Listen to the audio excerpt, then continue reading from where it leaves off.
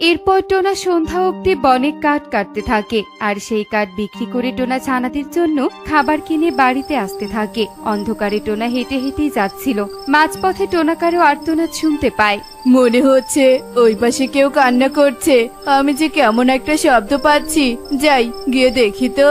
এরপর টোনা গুটি গুটি পায়ে এগোতে থাকে আর সামনে গিয়ে দেখে পেঁচা তান্ত্রিক পড়ে কাতরাচ্ছে।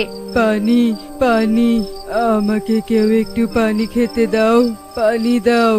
আরে আরে, দেখে তো মনে হচ্ছে কোনো তান্ত্রিক বাবা। না না, আগে তান্ত্রিক বাবাকে সাহায্য করি, তারপর ওসব কথা ভাবা যাবে। এরপর টোনা তান্ত্রিককে তোলে আর কাছে থাকা খাবার খেতে দেয়। এরপর পাশের নদী থেকে পানি এনে দেয়। খাবার খেয়ে তান্ত্রিক অনেকটাই সুস্থ হয়ে যায়। কে বাবা তুমি, আমাকে সাহায্য করলে? তান্ত্রিক বাবা, আমি হলাম টোনা, এ বনে আমার বাস। আচ্ছা তান্ত্রিক বাবা, আপনি তো এ বনের না,